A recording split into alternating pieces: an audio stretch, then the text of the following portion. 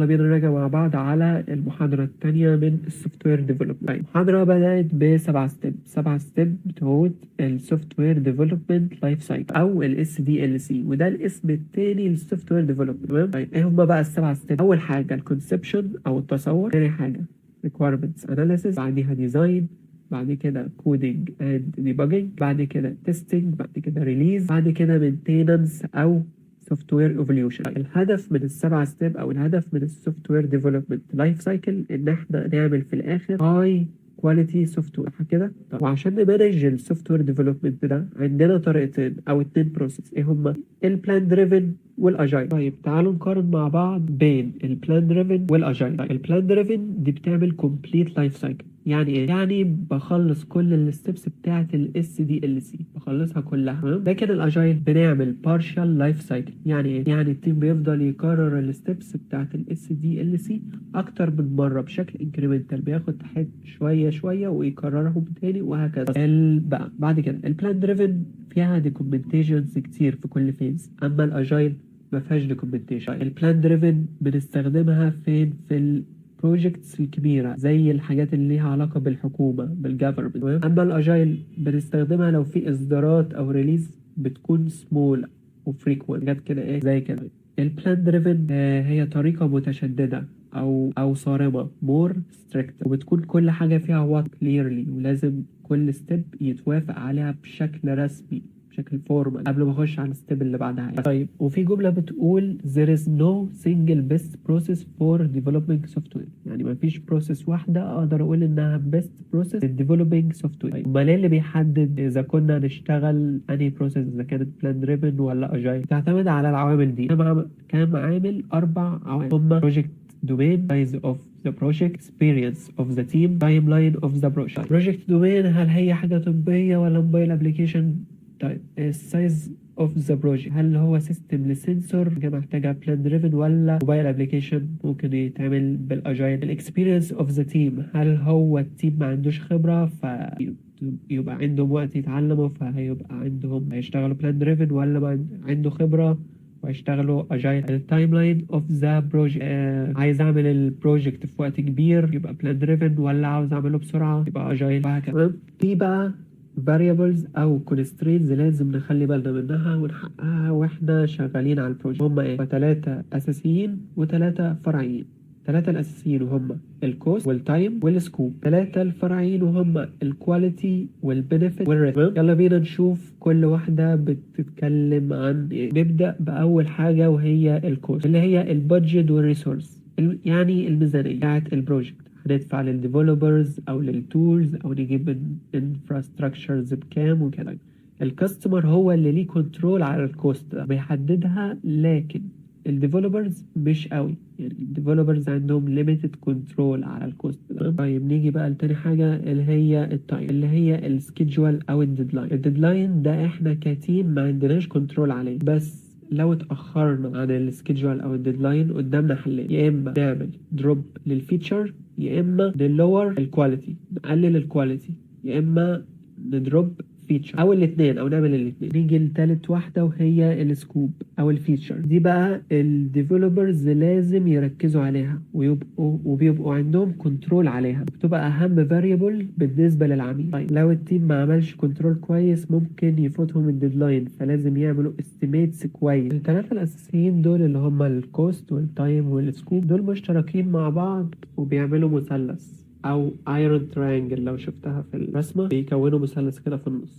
يعني ده معنى ايه؟ ده معنى ان احنا لو حددنا اتنين هنعرف نحدد التالت. يعني لو حددنا التايم والكوست هنعرف نحدد السكوب، لو حددنا السكوب والتايم هنعرف نحدد الكوست، حددنا السكوب والكوست هنعرف نحدد التايم. بس غالبا واللي بيحصل ان الكاستمر بيكون محدد التايم والكوست والديفلوبر هم اللي بيحددوا السكوب. نبدأ بأول واحدة وهي الكواليتي. الكواليتي اللي هي مستوى الريلابيليتي والمينتابيليتي والبرفورمانس. الريلابيليتي اللي هي مستوى انه يكون متاح طول الوقت ولا السيستم هيقع. المينتابيليتي اللي هي مستوى اني لو حبيت اعمل ابديت واعدل فيه هل في كده. بعد كده البرفورمانس اللي هي ميموري يوسج والسي بي يو والبروسيسنج تايم الحاجات دي. طيب الكواليتي احنا هنا بنقيس عدد وخطورة النمبر والسيفيريتي بتاعت ايه، بتاعت الديفكتس والفانكشناليتي ريدكشن. طيب الكواليتي لو زودناها التايم هيزيد والكوست هيزيد، بس كده الديفكتس والريورك هيقلوا. تمام. طيب لو هنتأخر عن السكيدجول او الديدلاين فاحنا بنقلل الكواليتي، بس خلي بالك ان ده الكريدابيليتي بتتدمر. لما نقلل الكواليتي الكريدابيليتي بتتدمر، المصداقية يعني ما بين الكاستمر والديفلوبر. طيب تاني حاجة معانا وهي البنفيت اللي هي الفاليو اللي هيضيفها السوفت وير للكاستمر اللي هيستخدموه. وممكن البنفيت تتغير حسب التارجت اودينس او الكلاينت نيد اللي هم الجمهور المستهدف او احتياجات العميل. نيجي لتالت واحدة وهي الريسك اللي هي احتمالية فشلي أو likelihood of failing بتحقيق الثلاثة variables الأساسيين. يعني مثلا بنسبة قد إيه عدينا الكوست والتايم اللي متفقين عليهم. الفكرة هنا إني أمانج الريسك ده، بس لو عملت مانج لريسك واحد ممكن التاني يبوظ ويعلى. مثلا ناخد مثال، لو عملت مانج للسكيدجول اللي هو التايم وزودته كده هقلل ايه الريسك بتاع ايه السكوب او الفيتشرز، لكن الريسك بتاع الكوست هيزيد ان انا هدفع مدة اكبر للديفلوبر وهكذا. كده الكوست هيزيد الريسك بتاعه هيزيد. كده نكون عرفنا الستة variables او الستة constraints المهمين، 3 رئيسيين اللي هم الكوست والتايم والسكوب، و3 فرعين اللي هم الكواليتي والبنفيت والريسك. يلا بقى ندخل على الموديل. عندنا اول موديل معانا وهو الكود اند فيكس موديل. هو نوت ريلي موديل، يعني مش موديل حقيقي، اوقات كمان بيسموه كود اند فيكس نون موديل عشان ما فيش خطوات فيه. كل الموضوع بيكون في مشكلة بنفهمها بعد كده بنحلها بكود، ولو في باجز او مشاكل بنصلحها، وبتكون على بروجكت صغيرة وبتشتغلها بشكل individually بشكل فردي يعني او مع شخص with a single part team. الطريقة دي طريقة مش فورمال وما فيهاش estimations، يعني مش بتقعد تفكر احل المشكلة دي في وقت قد ايه وكده، لا. وما فيهاش formal requirements، ما فيهاش documentation، ما فيهاش architectural planning، ما فيهاش quality assurance، ما فيهاش formal testing، ما فيهاش maintenance. مش كل الكلام ده. بيكون مناسب لايه؟ بيكون مناسب ل quick and dirty proofs of concept، يعني عشان يقرروا يعني البروجكت هيكون ليه لازمة ولا لا، هل هو صغير ولا كبير، حاجة بس. ولو بصيتوا على الرسمة هتلاقوا ان اول خطوة هي conceptual development، بعد كده code and fix، بعد كده release product. طيب تاني موديل معانا وهو الووترفول موديل. الووترفول موديل ده اول موديل او اكثر تقليدية most traditional بالنسبة للبلان دريفن. طيب في 7 phases او 7 ستيب، يعني اللي هم ايه conceptual development requirements analysis architectural design detailed design code and debug system testing واخر واحدة وهي release and maintain. طيب الفيزز دي بتبقى معزولة عن بعض isolate، يعني لازم اخلص فيز عشان اخش على اللي بعدها، وبتتطلب طبعا documentations كتير لازم يتوافق عليها او sign off بشكل رسمي على كل فيز. لازم يحصل configuration management. يعني ايه configuration management؟ يعني امانج او اكونترول التغييرات على الريكويرمنتس او الفيتشر اللي بيطلبها الكاستمر. تمام. طيب الووترفول موديل ده كويس لحاجتين، كويس للبروجكت الكبيره وبيساعد المانجر انه يشوف البروجرس، وكمان مناسب او كويس experienced التيم اللي ما عندوش خبرة، عشان بيرشدهم بشكل سيستماتيكلي وبيكونوا عارفين كل التفاصيل وكل حاجة. طيب الووترفول موديل ده فيه مشكلتين، ايه هما؟ البروبلم الاولى وهي phase n must be completed before moving on to phase n+1، يعني لازم الفيز تكون خلصت عشان اقدر اروح للفيز اللي بعدها. يعني مثلا لازم عشان اروح للاركيتكتشوال ديزاين اكون مخلص الريكويرمنتس اناليسيس، بس ده نادرا ما بيحصل rarely، يعني اللي هو مش بيحصل كتير، فساعتها دي بتكون مشكلة. تمام. المشكلة التانية او البروبلم 2 وهي has no provision for backing up to earlier stages for adjustment، يعني مفيش طريقة اعمل باك او ريورك لو لقيت مشكلة اثناء اي فيز او اثناء الامبلمنتيشن يعني. وعشان كده الووترفول موديل مش براكتيكال موديل، عشان كده حولناه او مورفس انتو او تحول لحاجة اسمها waterfall with feedback model. طيب تعالوا نشوف ايه هو ال waterfall with feedback model. الموديل ده لو نلاحظ ان الفيز بتاعته هي بتاعة ال waterfall موديل العادي، بس زيادة عليه ضفنا الفيدباك باسز اللي طالعة من الفيز رايحة للفيز اللي قبلها، تمام؟ ودول بيسمحوا للتيم انهم يعملوا باك او يرجعوا الفيز لورا، بحيث انه لو لقيوا اي ايرور او اي حاجه عاوزه تتعدل في الفيز اللي عدوها يقدروا يعملوا كده. يعني مثلا لو هم في الاركتكتشوال ديزاين واكتشفوا ان في حاجه عاوزه تتعدل في الريكويرمنتس اناليسيز يقدروا يعملوا كده، يرجعوا ويعدلوا وبعد كده ايه يكملوا في الاركتكتشوال ديزاين. بس اي تشينج هنعمله هيأثر على السبسيكوينت فيزز اللي بعد كده، تمام؟ طيب ايه هي بقى الادفانتجز او المميزات بتاعه الووتر فول ويز فيدباك موديل؟ نفس الادفانتجز بتاعه الووتر فول موديل، اللي هو مناسب للبروجكت الكبيره وكمان للان اكسبيرينس تيم او التيم اللي ما عندوش خبره، تمام؟ طيب ايه هي بقى الديس ادفانتجز بتاعته؟ انه مازال ريجيد او متشدد او صارم او ستريكت، يعني اخري ان انا ارجع فيز لورا بس، تمام؟ تاني حاجه انه هيحصل فيه ديلاي للسكيدجولينج. ليه؟ ان انا لو رجعت وعدلت وبعد كده رجعت تاني للفيز اللي انا كنت فيها، ده هياخد وقت، فالسكيدجولينج اكيد ايه هيبوظ، وبالتالي مش هنعرف نديترماين او نحدد امتى البروجكت هيخلص، تمام. فبعد كده لقيوا انه الريكويرمنتس ما بتبقاش معروفه كلها من البدايه، وكمان الموضوع مش فليكسيبل في الديفلوبمنت بروسيس عشان الليميتيشنز او الديس ادفانتجز دي. ففكروا يعملوا ايه؟ موديلز جديده بتحل موضوع السكيدجولينج والانسرتينتي، تمام؟ فظهر موديل اسمه iterative process model. بما ان الريكويرمنتس مش بتبقى معروفه كلها في البدايه، فاحسن حاجه نعملها هي ايه؟ هي iterate و deliver. احنا نعمل iteration، كل iteration نخلصها نسلمها، تمام؟ طيب كل iteration بنعتبرها project صغير او self contained mini project، وكل project فيها بنعمل ايه؟ بنعمل requirements analysis و design و coding و testing و internal delivery. يعني ايه بقى internal delivery؟ يعني بنسلم اللي خلصناه في الiteration دي للكاستمر او للستيك هولدر. ليه؟ عشان يدينا فيدباك، مش مثلا ننشره او نسلمه لليوزرز كلهم وكده، لا احنا بنسلمه للكاستمر او الستيك هولدر عشان يدينا فيدباك بس، وبنجمع الفيدباك دي وعلى اساسها نعمل بلاننج للايه؟ للإيتريشن الجايه. كمان في الموديل ده التيم بيبدأ بانيشال ريكويرمنتس بتكون واضحه ومترتبه او clearly defined و prioritize، تمام؟ طيب مين اللي بيكون مرتب الريكويرمنتس دي؟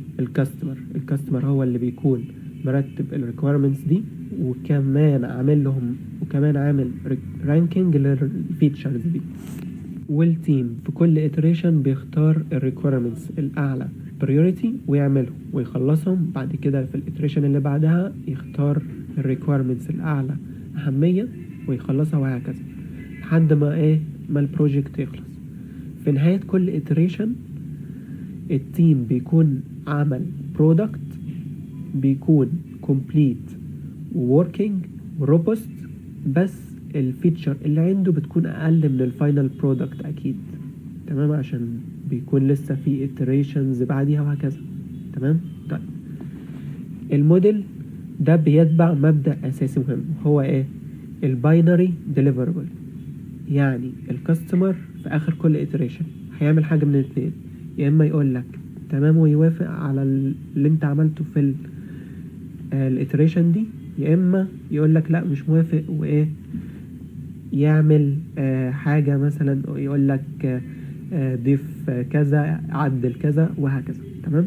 طيب وفي الموديل ده كمان احنا ممكن نعمل شويه اناليسيز، شويه ديزاين، شويه كودينج، شويه تيستينج كل يوم every day عادي خالص، تمام.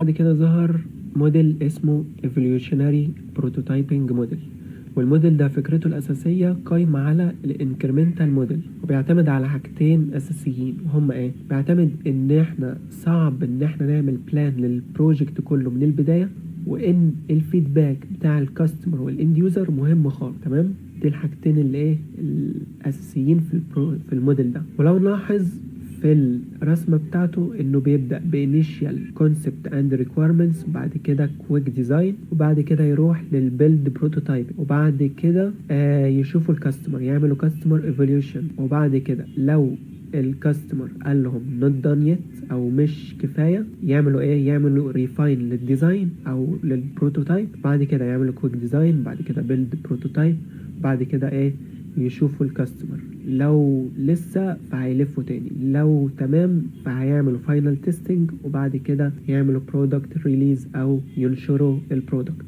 تمام. طيب والتيم اول ما ياخد الريكويرمنتس اللي مترتبه دي بيعمل ايه، بيعمل فيتشر ريتش فيرجن، يعني بيعمل فيرجن فيها فيتشر كتيره. تمام، بشكل انكريمنتال، يعني الفيتشر حطيناها، عملنا بروتوتايب، سألنا، بعد كده قال لنا لا لسه، فهنضيف الفيتشر التانية عليهم، دي معنى ايه انكريمنتال. تمام، وكل فيرجن بيعملوا له ريفاين بناء على ايه، بناء على الفيدباك بتاع الكاستمر او بناء على الكاستمر ايفالويشن والريزلت اوف انتجريشن والسيستم تيستنج. تمام، بس زي ما معمول في الرسمه بيعملوا ريفاين بناء على ايه، على الكاستمر ايفالويشن او الفيدباك بتاع الكاستمر والريزلت انتجريشن والسيستم تيستنج. طيب الموديل ده على اساسه طلعوا الفكرة بتاعت الاجايل ديفلوبمنت بروسيس. تمام، وبما انه طلعوا على اساسه الاجايل يبقى الموديل ده مناسب لمين، للسمول والاكسبيرينس تيم. تمام، بما انه برضو طلعوا على اساسه الاجايل يبقى الموديل ده مناسب للبروجكت اللي الريكويرمنتس بتاعته متغيرة او غامضة changing و ambiguous. تمام، وللابليكيشن اللي ما بنبقاش فاهمين الدومين بتاعها بشكل كويس. تمام، ونخلي بالنا ان الموديل ده بيركز على التايم اكتر من الكواليتي. تمام. طيب ايه هي بقى الادفانتجز بتاعه الايفوليوشنري بروتوتايبنج موديل؟ اول حاجه انه بيدي improved progress visibility، بيدي visibility للكاستمر وللبروجكت مانجمنت، يعني الكاستمر والبروجكت مانجمنت بيبقوا متابعين لحاله البروجكت. تمام، وبيخلي الكاستمر والاند يوزر يدولنا انبوت، مثلا زي الفيدباك اللي بيدوه لنا، الانبوت ده بيأثر على الريكويرمنتس بتاعت البروجكت. تمام، دول الحاجتين اللي يعتبروا advantages بتاعت الايفوليوشن بروتوتايبنج موديل. طيب ايه هي بقى الديس ادفانتجز بتاعت الايفوليوشنري بروتوتايبنج موديل؟ اول حاجه ان السكيدجول والبادجت هاي بيبوظوا. تمام، كمان بنبقى متفائلين بزياده بالبروجرس، يعني مثلا خلصنا اول iteration فاحنا كده اللي هو انجزنا حاجه، بحيث ان احنا اصلا ما خلصناش ربع ال requirements اللي اليوزر طالبهم. تمام، فبنبقى overly optimistic expectation regarding progress. طيب افرض لو حطينا requirements كتيرة في اول iteration، ده هيؤدي انه هيحصل delay للسكيدجولز، وهيحصل بقى تعقيد وكومبلكسيتي، والاستيميشنز مش هتبقى دقيقة. تمام، تاني حاجة ان احنا ممكن نطلع في الاخر بباد ديزاين عشان قعدنا وقت طويل، مثلا خدنا ريكويرمنتس كتيرة في الاول فقعدنا وقت طويل نعملهم، فمش هيبقى في ايه فيدباك وكده، فمش هيبقى يعني الديزاين كويس عشان مفيش ريكويرمنتس تشينج حصل. طيب فبالتالي هيبقى عندي لو مينتيننس، او المينتيننس هيبقى قليل خالص في البروجكت ده، وهيبقى بروجكت مش احسن حاجة. وبس كده نكون خلصنا المحاضرة التانية من السوفت وير ديفلوبمنت. اتمنى الفيديو يكون عجبكم وسهل شوية المحاضرة، وبس كده، سلام.